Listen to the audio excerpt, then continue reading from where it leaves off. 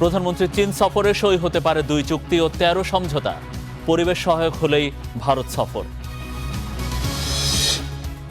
পরিবার গোষ্ঠী নয়, মাথা তুলে দাঁড়াতেই হবে আগামীর বিপ্লব। খুলনায় জামাত আমির। গণতন্ত্রে বিশ্বাস নিয়ে প্রশ্ন মির্জা ফখরুলের।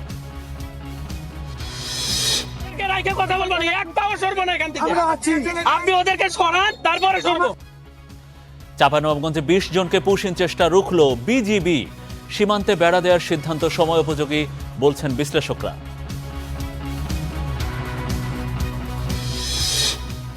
বেনজিরকে ফেরানোর নথি দুবাইয়ে।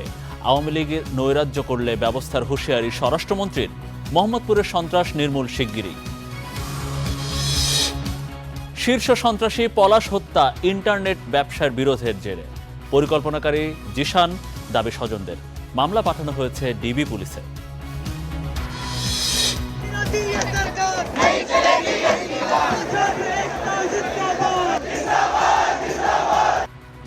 ভারতের শিক্ষামন্ত্রীর পদত্যাগ দাবিতে থালা চামচ নিয়ে ককরোচ জনতা পার্টির অবস্থান কর্মসূচি ঘিরে উত্তেজনা। দ্রুত সরে যাওয়ার নির্দেশ পুলিশের।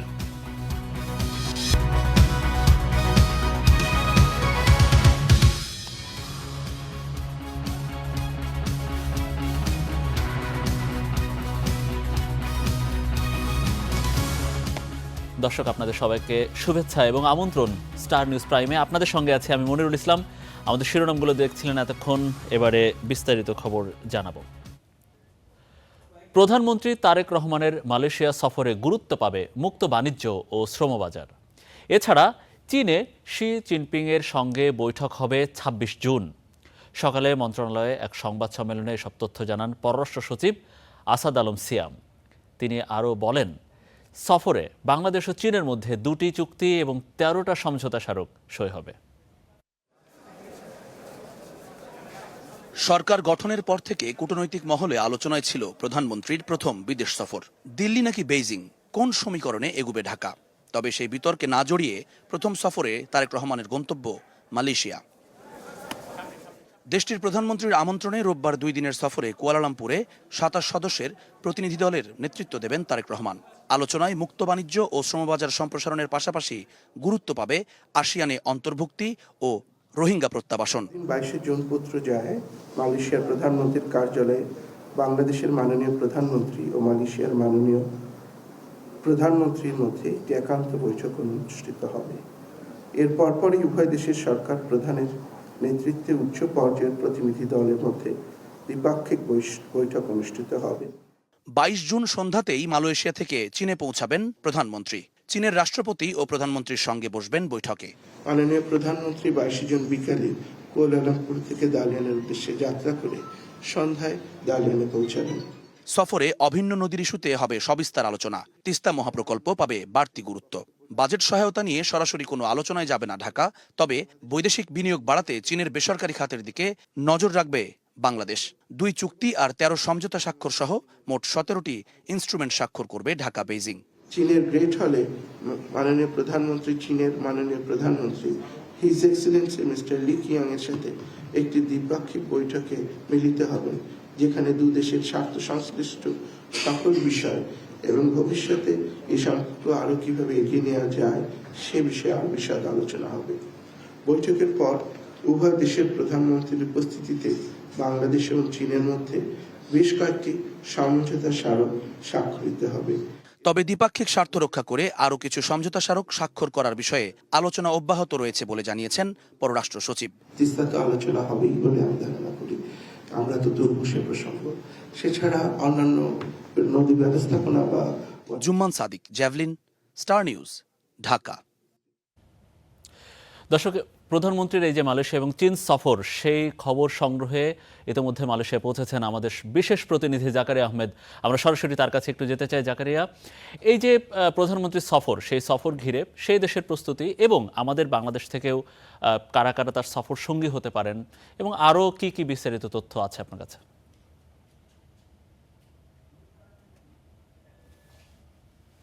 আপনাকে ধন্যবাদ। সত্যিকার অর্থেই বিএনপি সরকার ক্ষমতা আসার পরে 4 মাস এই সরকারের বয়স হয়ে গেছে। 4 মাস পর প্রথমবারের মতো প্রধানমন্ত্রী হিসেবে সফরে আসছেন তারেক রহমান। অর্থাৎ প্রথম সফর হিসেবে যে ধরনের গুরুত্ব কিংবা যে ধরনের আগ্রহ থাকার কথা, ঠিক সেই ধরনের আগ্রহই তৈরি হয়েছে তার এই সফরকে কেন্দ্র করে। কারণ 12 ফেব্রুয়ারি নিরঙ্কুশ বিজয়ের মধ্য দিয়ে বিএনপি ক্ষমতায় যাওয়ার পরে কিংবা রাষ্ট্র দায়িত্ব নেওয়ার পর থেকে বিভিন্ন দেশের পক্ষ থেকে প্রধানমন্ত্রী তারেক রহমানকে সফরের জন্য আমন্ত্রণ জানানো হয়েছে। তিনি কোন দেশে যাচ্ছেন এটি নিয়ে যে এরকম জল্পনা কল্পনা ছিল, ঠিক তেমনি ছিল আগ্রহ। তবে সবকিছুর অবসান হয়েছে।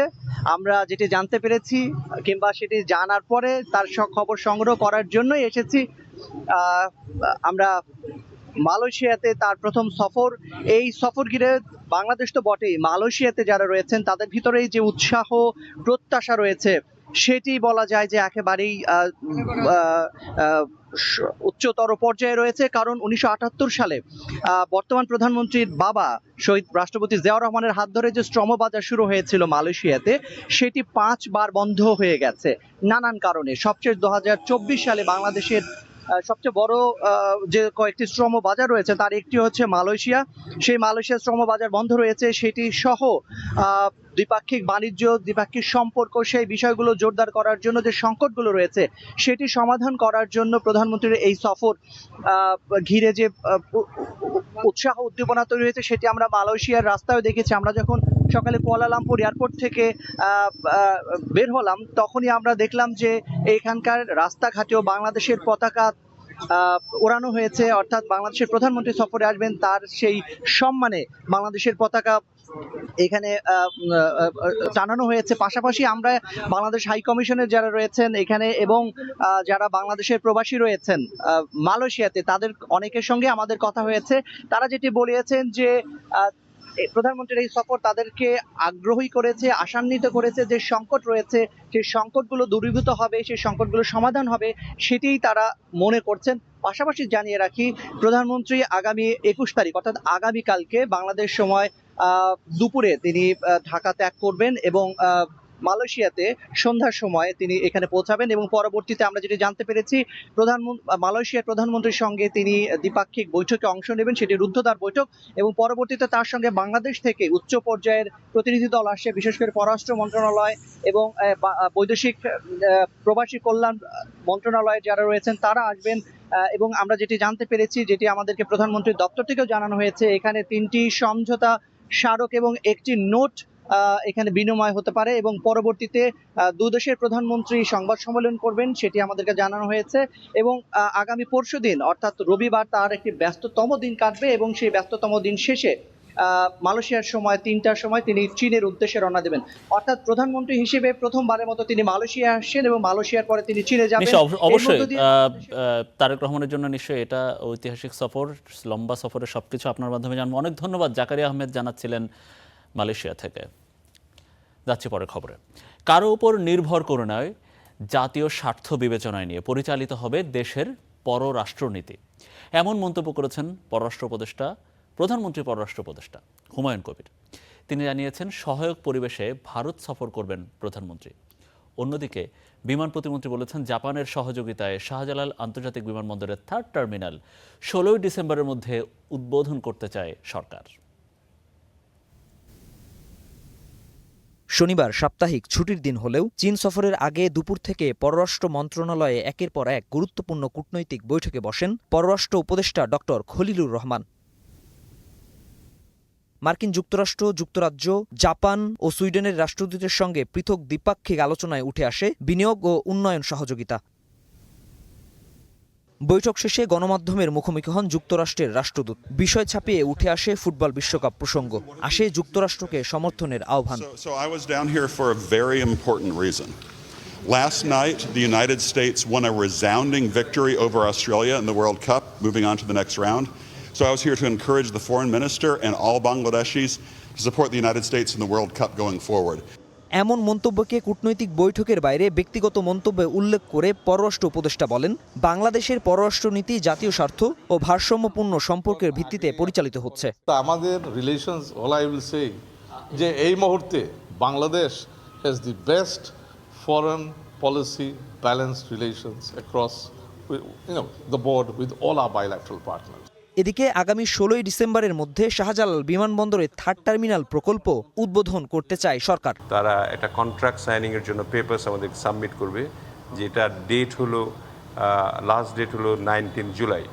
তো 19 জুলাইয়ের মধ্যে দিলে পরে যদি তারা কনফার্ম করে, তাহলে আমরা ওরাটের কাজটা শুরু করতে পারি নিপ্পন কোয়েকে দিয়ে।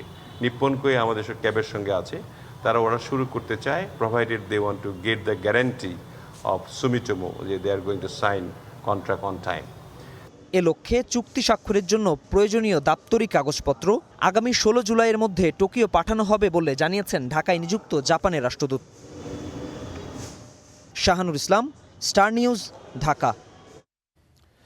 শিক্ষার্থীদের মেধা বিকাশে লেখাপড়ার পাশাপাশি ক্রীড়া ও সৃজনশীলতা বৃদ্ধিতে নানা পদক্ষেপ গ্রহণ করেছে সরকার, এমনটা জানিয়েছেন প্রধানমন্ত্রী তারেক রহমান।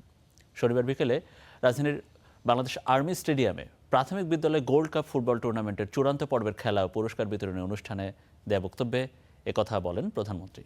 সরকার প্রধান এ সময় বলেন, লেখাপড়ার পাশাপাশি সাংস্কৃতিক শাখায়ও শিক্ষার্থীদের অবদান রাখতে হবে, আর এভাবেই আগামীর বাংলাদেশকে আধুনিক ও সমৃদ্ধ রাষ্ট্র হিসেবে গড়ে তোলা যাবে। প্রধানমন্ত্রী জানান, শুধু প্রাইমারি নয়, আগামী বছর থেকে মাধ্যমিক পর্যায়েও শুরু হবে প্রাইম মিনিস্টার কাপ। গ্রহণ করবেন এরপরে ট্রফি এবং প্রাইজ মানি।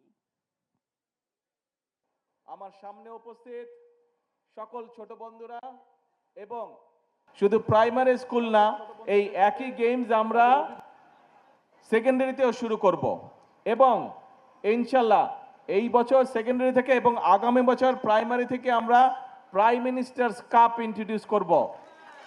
কাজেই তোমাদেরকে এখন প্রিপেয়ার্ড হতে হবে, ওয়েল প্রিপেয়ার্ড হতে হবে তোমাদেরকে। যদি দেশ পরিচালনা করার সুযোগ পাই, তাহলে আমরা আমাদের ছোট বন্ধুদের জন্য যেমন খেলাধুলার আয়োজন করব, যেমন ছোট বন্ধুরা যাতে সবুজ মাঠে খেলতে পারে তার জন্য নতুন নতুন মাঠ বের করব। আমরা ইনশাল্লাহ সেই কাজগুলো শুরু করেছি। আমাদেরকে অনেক দূর যেতে হবে। অলাভজনক ও বন্ধ কারখানায় বিনিয়োগ আকৃষ্ট করতে রোড শোতে অংশ নিয়েছেন প্রধানমন্ত্রী তারেক রহমান। শনিবার প্রধানমন্ত্রীর তেজগাঁও কার্যালয়ে দেশি বিদেশি বিনিয়োগকারীদের নিয়ে এই রোড শো অনুষ্ঠিত হয়েছে। অনুষ্ঠানে নাবেল গ্রুপের ব্যবস্থাপনা পরিচালক আমিনুল ইসলাম সহ দেশের বিভিন্ন শিল্পগোষ্ঠীর কর্ণধাররা উপস্থিত ছিলেন। শিল্প, বস্ত্র ও পাট মন্ত্রণালয় এবং বাংলাদেশ বিনিয়োগ উন্নয়ন কর্তৃপক্ষ যৌথভাবে এ শো এর আয়োজন করেছে।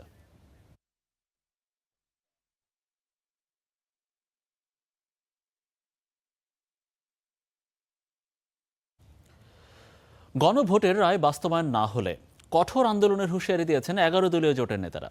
খুলনায় বিভাগীয় সমাবেশে বিরোধী দলীয় নেতা বলেছেন, অতীতে জুলুম নির্যাতন করে টিকে থাকতে পারেনি কেউ, ভবিষ্যতেও কেউ পারবে না। এবারের বাজেট খেটে খাওয়া মানুষের জন্য নয় বলে দাবি করেছে এনসিপি। ধারাবাহিক কর্মসূচির অংশ হিসেবে শনিবার খুলনায় অনুষ্ঠিত হয় 11 দলীয় জোটের বিভাগীয় সমাবেশ। অংশ নেন শীর্ষ নেতারা। প্রধান অতিথি বিরোধী দলীয় নেতা ও জামায়াত আমির। সমাবেশে শফিকুর রহমান বলেন, অতীতে জুলুম নির্যাতন করে টিকে থাকতে পারেনি সরকার, তাই ভবিষ্যতেও কেউ পারবে না। গণভোটের রায় বাস্তবায়নের দাবি জানান তিনি। সরকারকে স্পষ্ট বলে দিচ্ছি, যদি এই দেশবাসী এবং আমরা দেখতে পাই আধিপত্যবাদের সামনে আপনারা মাথা নত করছেন, আপনাদেরকে আমরা ছেড়ে কথা বলবো না। দুনিয়ার বুকে স্বাধীন সার্বভৌম রাষ্ট্র হিসাবে সম্মান, ইজ্জত, শক্তি, সাহস নিয়ে মাথা তুলে দাঁড়ানোর জন্য হবে আগামীর বিপ্লব। একই দাবি তুলে ধরেন জোটের অন্য নেতারাও। অন্যথায় আন্দোলনের হুঁশিয়ারি দেন তারা।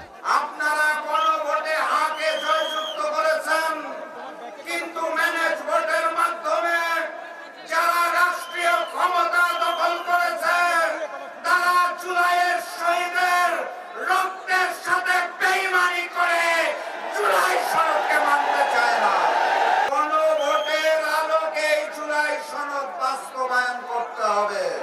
সমাবেশে এনসিপির মুখ্য সমন্বয়ক নাসিরউদ্দিন পাটোয়ারি দাবি করেন, এবারের বাজেট খেটে খাওয়া মানুষের জন্য নয়। মন্তব্য করেন স্বরাষ্ট্রমন্ত্রীকে নিয়েও। সালাউদ্দিন সাহেব বলে আইন শৃঙ্খলার নাকি অবনতি হয় নাই, তাহলে খুলনাতে কোন বাবু আপনার এই মসজিদের মধ্যে হত্যাকাণ্ড ঘটিয়েছে? সেই দিল্লির দাদাবাদুর পুত্র সালাউদ্দিনের কাছে আমরা প্রশ্ন রাখতে চাই। সার্বভৌমত্বের লড়াইয়ে দিল্লির দাদাবাদুর থেকে বের হয়ে আমেরিকান পররাষ্ট্রনীতি থেকে বের হয়ে স্বাধীন বাংলাদেশের পররাষ্ট্রনীতি ইনশাআল্লাহ আমরা বাংলাদেশে প্রতিষ্ঠা করব। এর আগে খণ্ড খণ্ড মিছিল নিয়ে সমাবেশে যোগ দেন বিভাগের নেতাকর্মীরা। Desk report, star news. Jamaat সুশৃঙ্খল রাজনৈতিক দল হলেও গণতন্ত্রে বিশ্বাসী নয় বলে মন্তব্য করেছেন স্থানীয় সরকার মন্ত্রী এবং বিএনপির মহাসচিব মির্জা ফখরুল ইসলাম আলমগীর। সকালে মুন্সিগঞ্জে মোল্লার চর সেতু নির্মাণে সম্ভাব্য এলাকা পরিদর্শন শেষে জুলাই আন্দোলনে 3 শহীদের কবর জিয়ারত করেন তিনি। এ সময় মির্জা ফখরুল ইসলাম আলমগীর বলেন, রাজনৈতিক দল হিসেবে জামাত সুশৃঙ্খল, তবে তারা গণতন্ত্রে বিশ্বাস করে না। প্রধানমন্ত্রী মালয়েশিয়া সফরে বন্ধ থাকা শ্রমবাজার খুলে দেওয়ার বিষয়ে আলোচনা হবে বলে জানান মির্জা ফখরুল ইসলাম আলমগীর।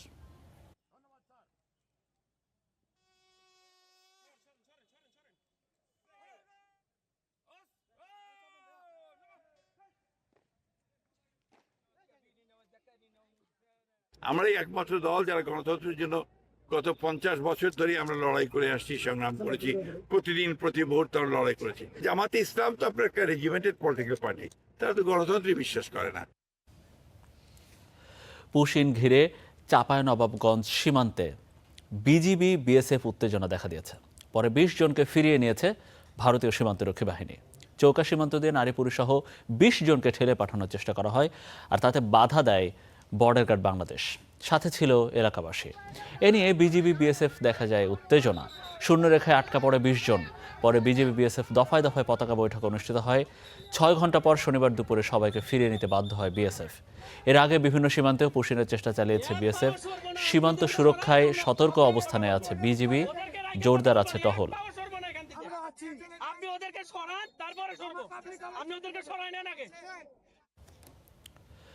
ভারতের ক্রমাগত পুশিন আর মিয়ানমারের নানামুখী সন্ত্রাসী তৎপরতার মাঝে প্রথমবারের মতো সীমান্তে বেড়া দেবার সিদ্ধান্ত নিয়েছে বাংলাদেশ।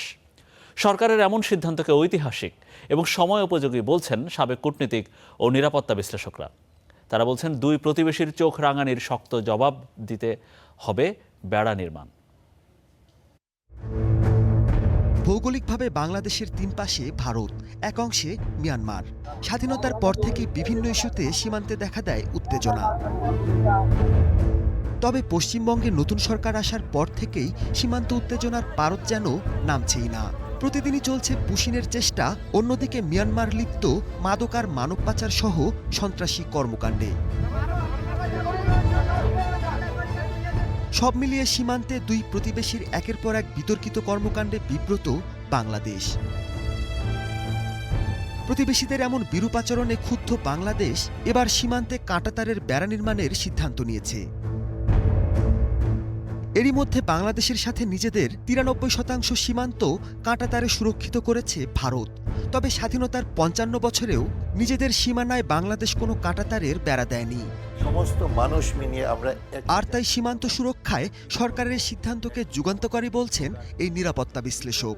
মায়ানমারের সাথে করাটা অত্যন্ত যৌক্তিক, কারণ আমরা জানি মায়ানমার থেকে বাংলাদেশে একদিকে রিফিউজি আসছে, আরেকদিকে ড্রাগস আসছে, ইলিগাল আর্মস আসছে, এবং ওই দিক থেকে আমাদের সীমানায় এসে তারা মাইন পুঁতে যাচ্ছে আরাকান আর্মি।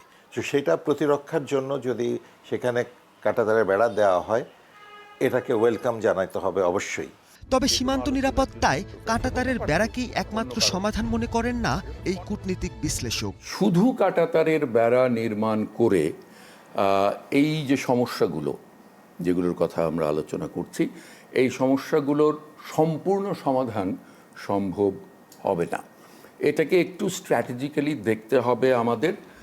সীমান্তে দুর্গম অঞ্চলের সুরক্ষায় বিজিবির শক্ত অবস্থান এবং প্রযুক্তির ব্যবহার প্রয়োজন বলেও মত দেন তারা। যদি না আমি ঘোষণা দিলাম, একটু আইওয়াশ করলাম, কিছু কাঁটাতারের বেড়া তৈরি করলাম, অন্যদিকে ভারত কেন কাঁটাতারের বেড়া এভাবে করছে এটা নিয়ে যে একটা পাবলিক সেন্টিমেন্ট তৈরি হয়েছে, সেটাকে ধামাচাপা দেওয়ার চেষ্টা যদি হয়, তাহলে সেটা হবে দুঃখজনক। স্মাগলিংয়ের জন্য বাংলাদেশে আসার ব্যাপারে যে পাহাড়ি অঞ্চলগুলো আছে সেগুলো ব্যবহার করা হয়, নাফ নদী ব্যবহার করা হয়। তো পাহাড়ি অঞ্চলে আমরা কাঁটাতারের বেড়া যদি নির্মাণ করতে পারি, তাহলে কিন্তু এটা কমে আসবে।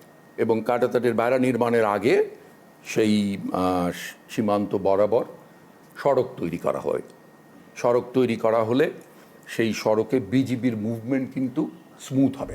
মিয়ানমার সীমান্তে কত কিলোমিটার এলাকায় বেড়া নির্মাণ হবে এবং ভারত সীমান্তের কোন কোন অংশকে স্পর্শকাতর ধরা হচ্ছে, সরকারকে এসব বিষয় স্পষ্ট করা প্রয়োজন বলেও মত দেন বিশেষজ্ঞরা। Mahmudul Hasan, star news, Dhaka. সাবেক আইজিপি বেনজির আহমেদকে দেশে ফেরাতে সব নথি দুবাইয়ে পাঠানো হয়েছে বলে জানিয়েছেন স্বরাষ্ট্রমন্ত্রী সালাউদ্দিন আহমদ। সচিবালয়ে সাংবাদিকদের তিনি আরও জানান, কার্যক্রম নিষিদ্ধ আওয়ামী লীগ বিশৃঙ্খলা করলে কঠোর ব্যবস্থা নেওয়া হবে। মোহাম্মদপুরে সন্ত্রাস নির্মূলে দ্রুত পদক্ষেপ নেওয়ার কথা জানিয়েছেন স্বরাষ্ট্রমন্ত্রী। কার্যক্রম নিষিদ্ধ আওয়ামী লীগ 23 জুন নাশকতা চালাতে পারে, পুলিশ হেডকোয়ার্টার্স থেকে এমন একটি চিঠি ইস্যু করা হয় অধীনস্থ সংস্থাগুলোতে। এ খবর প্রকাশিত হয় গণমাধ্যমে। শনিবার সংবাদ সম্মেলনে স্বরাষ্ট্রমন্ত্রী জানান, সতর্কতার অংশ হিসেবেই চিঠিটি ইস্যু করা হয়েছে। কার্যক্রম নিষিদ্ধ দলটিকে কোনো ধরনের তৎপরতা চালাতে দেয়া হবে না। আমরা তো পলিটিক্যালি বলে যে it is no political party, এটা একটা মাফিয়া পার্টি। তো তারা বাংলাদেশে উশৃঙ্খলা অস্থিরতা সৃষ্টি করতে চাইবে, তো পুলিশ বাহিনী তার দায়িত্ব পালন করবে, সেজন্য অ্যালার্ট করা হয়েছে সারা দেশে। বেনজির আহমেদকে দেশে ফেরাতে সরকার সব ধরনের ব্যবস্থা নিয়েছে বলে জানান স্বরাষ্ট্রমন্ত্রী। বলেন, 12 জুন আরব আমিরাত সরকারের কাছ থেকে খবর শোনার 3 দিনের মধ্যেই বেনজিরকে দেশে ফেরাতে যাবতীয় কাগজপত্র পররাষ্ট্র মন্ত্রণালয়ের মাধ্যমে আমিরাত সরকারের কাছে পাঠানো হয়েছে। পররাষ্ট্র মন্ত্রণালয় তাদেরও একটি আরবিতে ট্রান্সলেট করার বিষয় ছিল, একটা পিটিশন, সেটা করে ওই বিকেলেই তারা ডিপ্লোম্যাটিক ব্যাগে করে ইউএই গভর্নমেন্টের কাছে পাঠিয়েছে। তা আমরা আশা করি ইউএই গভর্নমেন্ট যথাযথ প্রক্রিয়া অনুসরণ করে খুব শিগগির তাকে ফেরত দেওয়ার ব্যবস্থা করবে। স্বরাষ্ট্রমন্ত্রী জানান, রাজধানীর মোহাম্মদপুরে অপরাধীদের নির্মূলে শিগগিরই পদক্ষেপ নেওয়া হবে। মোহাম্মদপুরকেও আমরা নিয়ন্ত্রণে নিয়ে আসবো ইনশাআল্লাহ, সেখানে অপরাধীদেরকে নির্মূল করা হবে পর্যায়ক্রমে। এটা পরিকল্পনার বিষয়, আমরা সেভাবে আগাবো। সালাউদ্দিন আহমদ দাবি করেন, দেশের আইন শৃঙ্খলা পরিস্থিতি দ্রুতই উন্নতি হচ্ছে। Mahadi Hasan, star news, Dhaka. Internet ব্যবসায় একচ্ছত্র আধিপত্য প্রতিষ্ঠার জন্যই দুবাই প্রবাসী শীর্ষ সন্ত্রাসী জিশানের অর্থায়নে ইয়াসিন খান পলাশ ওরফে কাইল্লা পলাশকে হত্যা করা হয়েছে, এমন অভিযোগ নিহত পলাশের স্বজনদের। অন্যদিকে তদন্ত শেষে দায়ীদের বিরুদ্ধে উপযুক্ত ব্যবস্থা গ্রহণের আশ্বাস দিয়েছে পুলিশ। শুক্রবার একটি বেসরকারি হাসপাতালে চিকিৎসাধীন অবস্থায় মারা যান 12 জন রামপুরায় দুর্বৃত্তদের গুলিতে আহত পলাশ। একসময় গোটা রামপুরা বাড্ডার খিলগাঁও এলাকার তালিকাভুক্ত শীর্ষ সন্ত্রাসী ছিলেন ইয়াসিন খান পলাশ ওরফে কাইল্লা পলাশ। দীর্ঘ 25 বছর পর সম্প্রতি কাশিমপুর কারাগার থেকে জামিনে মুক্ত হন তিনি। জেল থেকে বের হওয়ার 1.5 মাসের মাথায় 12 জুন দুপুর 1:45টার দিকে রামপুরার বাংলাদেশ টেলিভিশন ভবনের উল্টো দিকে নিজের বাসার কাছেই গুলিবিদ্ধ হন পলাশ। গুরুতর অবস্থায় তাকে ঢাকা মেডিকেল কলেজ হাসপাতালে নেওয়া হয়। এরপর উন্নত চিকিৎসার জন্য তাকে এভার কেয়ার হাসপাতালে নেওয়া হয়। সেখানেই গতকাল রাতে চিকিৎসাধীন অবস্থায় মারা যায় পলাশ। শনিবার সকালে সোহরাওয়ার্দী মেডিকেলে ময়নাতদন্ত গোসল শেষে তার মরদেহ রামপুরায় নিজ বাসায় আনা হয়। এ সময় কান্নায় ভেঙে পড়েন স্বজনরা। স্বজনদের অভিযোগ, এলাকার ইন্টারনেট ব্যবসা নিয়ন্ত্রণ নিতেই দুবাই প্রবাসী শীর্ষ সন্ত্রাসী জিসান এই হত্যাকাণ্ডের নেপথ্যের মাস্টারমাইন্ড। 12 জন গ্রুপ ছিল তারা, এই মেন হলো জিসান গ্রুপ, এখানে উলুন আছে আমাদের গুজাবাসা গ্রুপ, আবার আমাদের এলাকারও কিছু তার সাথে মিশতে আছে। 2-3 দল এখানে আছে। আমাদের বাপ দাদা নানা আমরা অরিজিনাল রামপুরা স্থানীয়, এখানে আমার বা ইন্টারনেটের ব্যবসা করতে তার সেটা করতেই পারে। অধিকতর তদন্ত শেষে জড়িতদের বিরুদ্ধে আইনি ব্যবস্থা গ্রহণের কথা জানায় পুলিশ। ঘটনাস্থলটা হাতিরঝিল থানা এলাকায় পড়ে, আর ওখানকার ওসি সাহেবের সঙ্গে আমার কথা হয়েছে। উনি বলেছেন যে মামলা সেখানে রুজু হয়েছে, শনাক্তকরণের সুবিধার্থে মামলাটা ডিবিতে স্থানান্তর করা হয়েছে এবং ডিবির যে টিম আছে তারা চেষ্টা করছে দ্রুতই সকল যারা এই ঘটনার সঙ্গে জড়িত সকল সন্দেহভাজনকে গ্রেপ্তার করার জন্য। এ মামলায় এখন পর্যন্ত 2 জনকে গ্রেপ্তার করা হয়েছে বলেও জানিয়েছে পুলিশ। মমিতা মৌ, স্টার নিউজ, ঢাকা। দর্শক, স্টার নিউজ প্রাইম দেখছেন আপনারা, আমরা কিছুক্ষণ পরে ফিরছি, আমাদের সাথে থাকুন।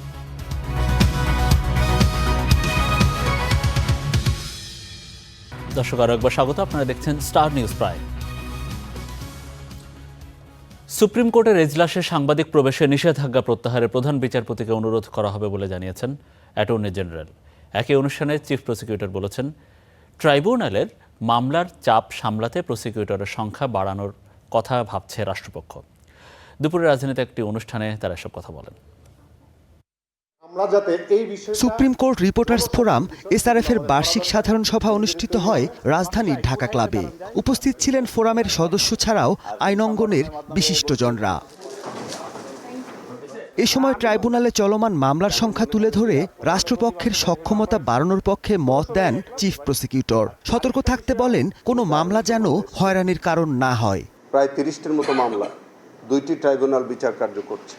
আপনি প্রত্যেক দিন আমাদের সাক্ষীর কার্যক্রম চলে, চেষ্টা করব যে একটি অভিযোগও যাতে প্রতিহিংসামূলক না হয়, একটা অভিযোগও যাতে ভুয়া না হয়। অনুষ্ঠানে সাংবাদিকদের আলোচনায় উঠে আসে সুপ্রিম কোর্টের এজলাসে সাংবাদিক প্রবেশে নিষেধাজ্ঞার প্রসঙ্গ, যা প্রত্যাহারে সম্মিলিতভাবে অনুরোধের আশ্বাস দেন অ্যাটর্নি জেনারেল। আপনারা জানেন কিন্তু যে আপনাদের সীমারেখা কোন জায়গায় থামতে হবে, কতটুকু করা যাবে, কতটুকু করা যাবে। সম্মিলিতভাবে যদি বাংলাদেশের মাননীয় প্রধান বিচারপতির সঙ্গে আমরা যদি আপনাদের এই বিষয়টি বলতে পারি, আমি অনেকে নিশ্চয়ই উনি আমাদের এই বিষয়টি বিবেচনা করবেন। পরে নির্বাচিত কমিটিকে বরণ করে নেন এসআরএফ এর সদস্যরা। Mahmudul Hasan, star news, Dhaka. মহাপরিকল্পনা বাস্তবায়নের এক দফা দাবিতে তিস্তাপাড়ের কয়েক কিলোমিটার জুড়ে অনুষ্ঠিত হলো মানববন্ধন। লালমনিরহাট, নীলফামারী ও রংপুরের বিভিন্ন শ্রেণী পেশার মানুষ এতে অংশ নেন। দাবি বাস্তবায়ন না হলে কঠোর আন্দোলনের হুঁশিয়ারি দেন স্থানীয়রা। মাহমুদ রাফিনের রিপোর্ট। ব্যানার ফেস্টুন হাতে তিস্তাপাড়ের কয়েক কিলোমিটার জুড়ে মানববন্ধন। রংপুর নগরী, গঙ্গাচড়া ও কাউনিয়ায় একযোগে অনুষ্ঠিত হয় কর্মসূচি। দাবি একটি, আর প্রতিশ্রুতি নয়, দ্রুত শুরু হোক তিস্তা মহাপরিকল্পনার কাজ। পার্শ্ববর্তী একটা দেশ এই তিস্তা নদীর পানিকে ব্যবহার করে আমাদেরকে পঙ্গু করে ছাড়ছে। লাইভে যোগ দিয়ে বর্তমান প্রধানমন্ত্রী কথা দিয়েছিলেন যে আমরা যদি সরকার গঠন করতে পারি আমরা তিস্তা মহাপরিকল্পনা বাস্তবায়ন করব। বিভিন্ন সময় বিভিন্ন সরকার ক্ষমতায় এসেছে, তারা প্রতিশ্রুতি দিয়েছে, ভোট নিয়েছে, সরকার গঠন করেছে, কিন্তু তিস্তা চুক্তিও বাস্তবায়ন হয় নাই। তিস্তা নদীর পানির যে ন্যায্য হিস্সা, সেই ন্যায্য হিস্সাও তিস্তার পাড়ের মানুষ পায়নি। তিস্তা মহাপরিকল্পনা বাস্তবায়ন সংগ্রাম কমিটির উদ্যোগে চলে কর্মসূচি। এতে একাত্মতা জানান জনপ্রতিনিধি ও রাজনৈতিক নেতারাও। উত্তর এবং দক্ষিণবঙ্গের বৈষম্য দূর করতে হবে এবং তিস্তা পাড়ের মানুষের দুঃখ লাঘবের জন্য তিস্তা মহাপরিকল্পনা বাস্তবায়ন করতে হবে, কার্যকর করতে হবে।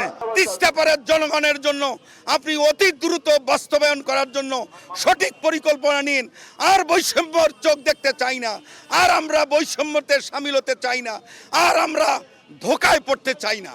শুধু রংপুর নয়, একই দাবিতে নীলফামারী ও লালমনিরহাটেও মানববন্ধন অনুষ্ঠিত হয়। বক্তারা বলেন, তিস্তা মহাপরিকল্পনা বাস্তবায়ন হলে নদী ভাঙন নিয়ন্ত্রণ, কৃষি উৎপাদন বৃদ্ধি এবং কর্মসংস্থানের নতুন সুযোগ সৃষ্টি হবে। কমিটির মধ্যে কাজ সীমাবদ্ধ নয়, কবে নাগাদ কাজ শুরু হবে আমরা চাই আগামী মন্ত্রী পরিষদে এক সভায় সিদ্ধান্ত নিয়ে যাতে করে এক মাসের মধ্যে তিস্তা মহাপরিকল্পনা কাজ শুরু করা হয়, দেশবাসী জানতে চায়। আমরা মনে করি তিস্তা মহাপরিকল্পনা বাস্তবায়ন সরকার করতে গেলে সরকারের পাশে আমরা বিরোধী দল এবং তিস্তা অঞ্চলের কোটি কোটি মানুষ সরকারের সাপোর্টে দাঁড়িয়ে যাবে। এটা অন্য যে কোনো কনস্পিরেসি, যে কোনো প্রেশারের চেয়ে অনেক বেশি শক্তিশালী। দ্রুত প্রকল্প অনুমোদন ও বাজেট বরাদ্দ না এলে আরও বৃহত্তর আন্দোলনের হুঁশিয়ারি দেওয়া হয়েছে। Mahmud Rafin, star news, Rangpur.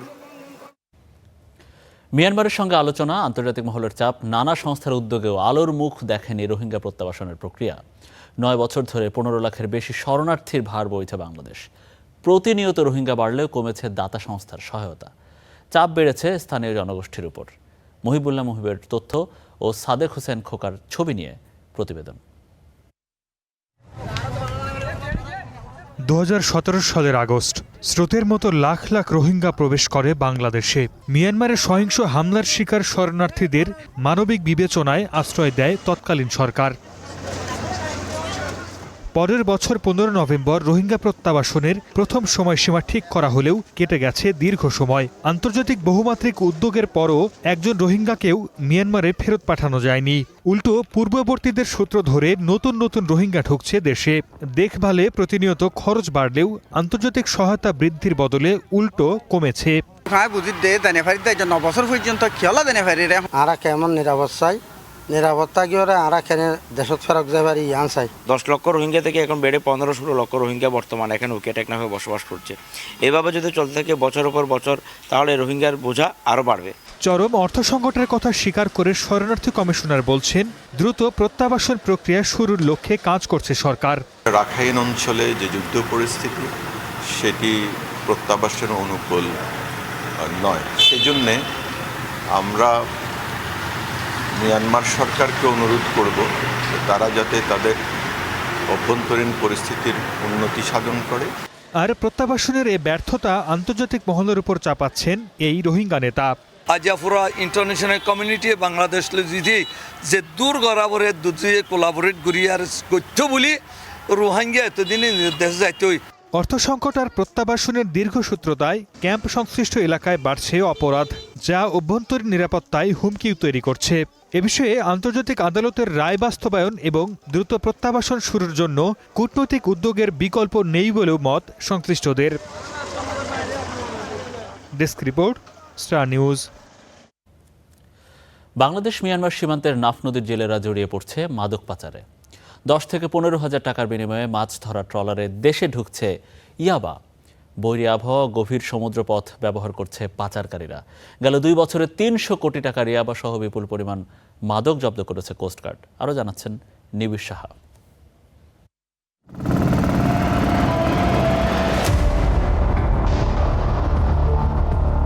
নাফ নদী, এপারে বাংলাদেশের টেকনাফ আর ওপারে মিয়ানমারের রাখাইন রাজ্যের মংডু শহর।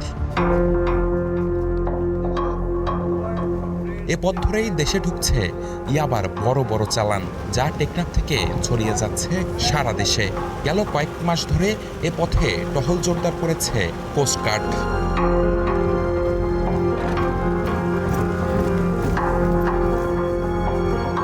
নিয়মিত টহলের পাশাপাশি গোয়েন্দা তথ্যের ভিত্তিতে প্রায় প্রতিদিনই বড় অভিযান পরিচালনা করছে বাহিনীটি, যার কারণে আটকে যাচ্ছে ইয়াবার বড় বড় চালান, গ্রেপ্তার হচ্ছে মাদক কারবারিরা।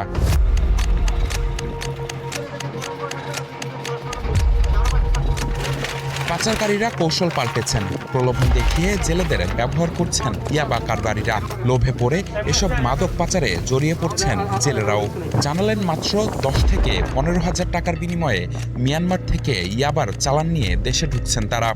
আর কোম্পানির মাল আর বাংলাদেশের মধ্যে আনি দেয়। আরেকবার গেছিলাম, ধরা একবার মা দুবার গেছি, দুবার মা ধরা খাইছি। কম বেশি জেলার সবাই আনে।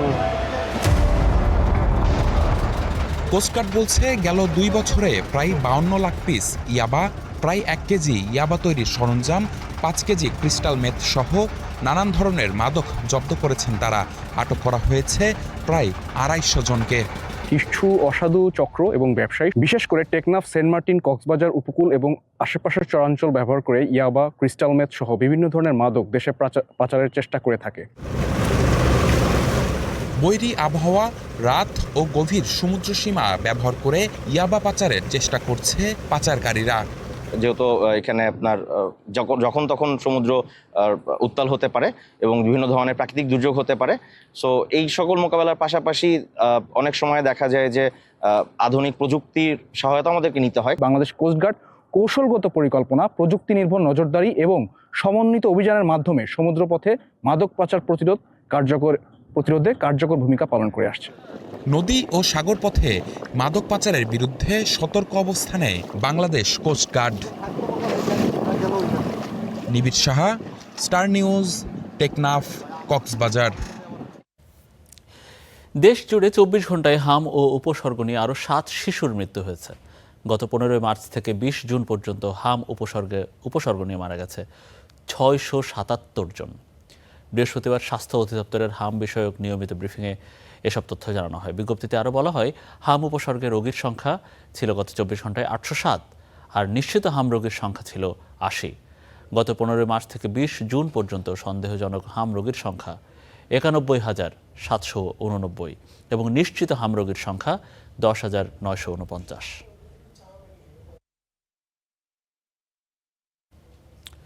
টাঙ্গাইলের মধুপুরে একটি পরিত্যক্ত গর্তে নেমে প্রাণ গেছে বাবা ছেলে সহ 4 জনের। পড়ে যাওয়া ছাগল তুলতে এই ঘটনা ঘটেছে বলে ধারণা করছেন এলাকাবাসী। ওই গর্ত থেকে 4 জনের মরদেহ উদ্ধার করেছে ফায়ার সার্ভিস। ময়নাতদন্ত ছাড়াই মরদেহ সৎকারের আবেদন করেছেন স্বজনরা। বাড়ির পাশেই পরিত্যক্ত গর্ত, কিন্তু কে জানতো এটি হবে মরণ ফাঁদ। হয়েছে তাই, একসাথে প্রাণ গেছে বাবা ছেলে সহ 4 জনের। টাঙ্গাইলের মধুপুরের টেলকির জলই গ্রাম। প্রত্যক্ষদর্শীরা জানান, সকালে একটি ছাগল সেই গর্তে পড়ে যায়। উদ্ধারের জন্য প্রথমে গর্তে নামে শিশু নেইমার মরং। সাড়া শব্দ না মেলায় ছেলেকে বাঁচাতে যান বাবা বাবুল, তারও সাড়া মেলেনি। পরে একে একে গর্তে নামেন রতন নরকেক ও গাব্রিয়েল নকরেক, তাদেরও একই পরিণতি। বাচ্চাটাকে উদ্ধার করার জন্য গেল, যাওয়ার পরে আর খোঁজ নাই।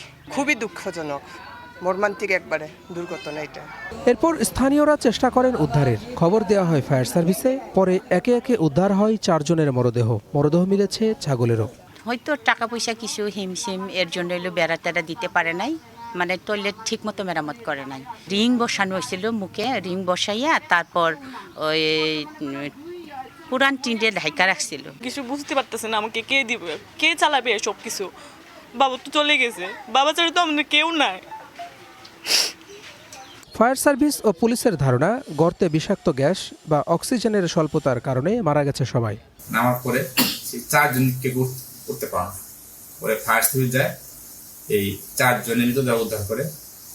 তারপরে আমরা দেখতে পাই সেখানে, পরে আমরা জানতে পারি যে তারা সেখানে পরে গ্যাস খেয়ে তারা মৃত্যুবরণ করে। পরে আমরা লাশের সুরতার প্রতি প্রস্তুত করি, আমাদের লাশের বিষয়ে আমরা আইনগত ব্যবস্থা ওকে দিই।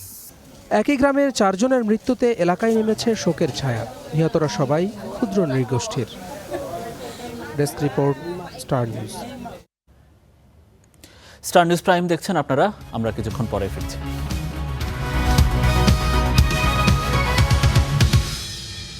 আরও একবার স্বাগত, আপনারা দেখছেন স্টার নিউজ প্রাইম। দেশের বাইরের খবর।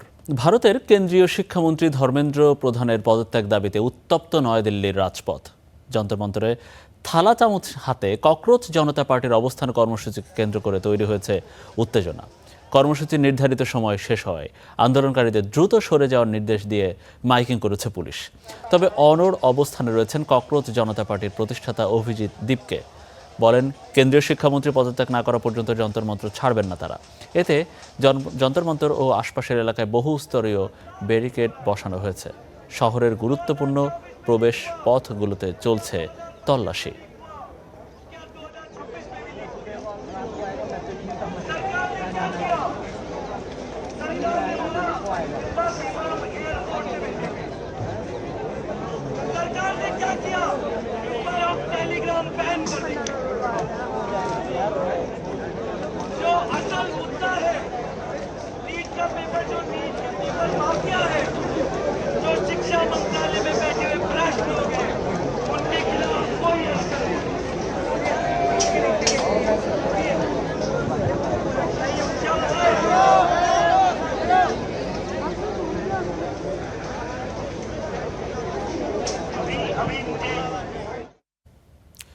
লন্ডনের উত্তরে 2টি ট্রেনের সংঘর্ষে একজন নিহত এবং প্রায় 100 যাত্রী আহত হয়েছেন।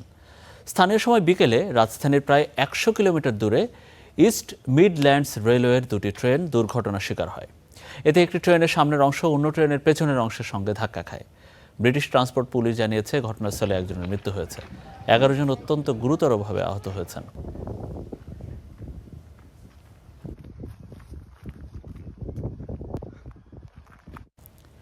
টানা 50 দিন ধরে চলা সরকার বিরোধী বিক্ষোভের জেরে বলিভিয়ায় জরুরি অবস্থা ঘোষণা করেছেন প্রেসিডেন্ট রদ্রিগো পাজ। মোতায়েন করা হয়েছে সেনা। দেশটির প্রধান শ্রমিক ইউনিয়নের সঙ্গে সমঝোতামূলক চুক্তি সইয়ের পরই জাতির উদ্দেশ্যে ভাষণে জরুরি অবস্থা ঘোষণা করেন পাজ। আইএমএফের শর্ত মেনে জ্বালানি ভর্তুকি বন্ধ করলে সরকার বিরোধী এই বিক্ষোভের শুরু হয়। পরে তা সংঘাতের রূপ নেয়। সাবেক প্রেসিডেন্ট ও বামপন্থী নেতা ইভো মোরালেস বলেন, ট্রাম্প সমর্থিত সরকারের পরীক্ষা নেওয়ার সঠিক সুযোগের অপেক্ষায় রয়েছেন তিনি। বলিভিয়ার চাপারে অঞ্চলে আত্মগোপনে রয়েছেন মোরালেস। আবাহনী ক্রীড়াচক্রের প্রথম অধিনায়ক, কিংবদন্তি হকি খেলোয়াড় ও বসুন্ধরা গ্রুপের চেয়ারম্যানের বড় ভাই মরহুম আব্দুস সাদেকের প্রথম নামাজে জানাজা সম্পন্ন হয়েছে। শনিবার বাদ আসর বসুন্ধরা আবাসিক এলাকার আই ব্লকের বায়তুস সোবহান জামে মসজিদে এই জানাজা অনুষ্ঠিত হয়। শনিবার সকাল 8টায় রাজধানীর একটি হাসপাতালে চিকিৎসাধীন অবস্থায় শেষ নিঃশ্বাস ত্যাগ করেন আব্দুস সাদেক। তিনি দীর্ঘদিন ক্যান্সারে ভুগছিলেন। মৃত্যুকালে তার বয়সও ছিল 80 বছর। তিনি স্ত্রী, 2 ছেলে ও 1 মেয়ে সহ অসংখ্য গুণগ্রাহী রেখে গেছেন। মরহুমের দ্বিতীয় জানাজা আগামীকাল রোববার সকাল 10:30টায় রাজধানীর বনানী ওল্ড ডিওএইচএস মাঠে অনুষ্ঠিত হবে। বাংলাদেশের ক্রীড়াঙ্গনের কিংবদন্তি খেলোয়াড় ও সংগঠক আব্দুস সাদেকের মৃত্যুতে তার সহপাঠী ও ভক্তবৃন্দ মরহুমের রুহের মাগফিরাত কামনা করেন। আমার ছেলে ওরও রিয়াল মাদ্রিদ ক্লাবটা খুব পছন্দ। মামা একটা কথাই বলছিল যে ভাই তোমাকে আমি একটা বই দিয়ে যাব, তোমার খুব পছন্দ হবে। উনি এমন একটা বট গাছের মতো আমাদের সবার জন্য ছিল যে কোনো সমস্যা হলে সবসময় হাসি মুখে আমাদের আন্তরিকতার সাথে অ্যাডভাইস করতো। বাংলাদেশের জাতীয় পুরস্কার প্রাপ্ত একজন খেলোয়াড় যার নাম আমরা কখনো মুছে ফেলতে পারবো না, এবং তার যে অবদান আমার মনে হয় যে এটা সর্বোচ্চ রাষ্ট্রীয়ভাবে তাকে সম্মানিত করা উচিত। দর্শক, আর এই ছিল আমাদের স্টার নিউজ প্রাইমের আয়োজন। এতক্ষণ আমাদের সাথে থাকার জন্য আপনাদের সবাইকে অনেক অনেক ধন্যবাদ।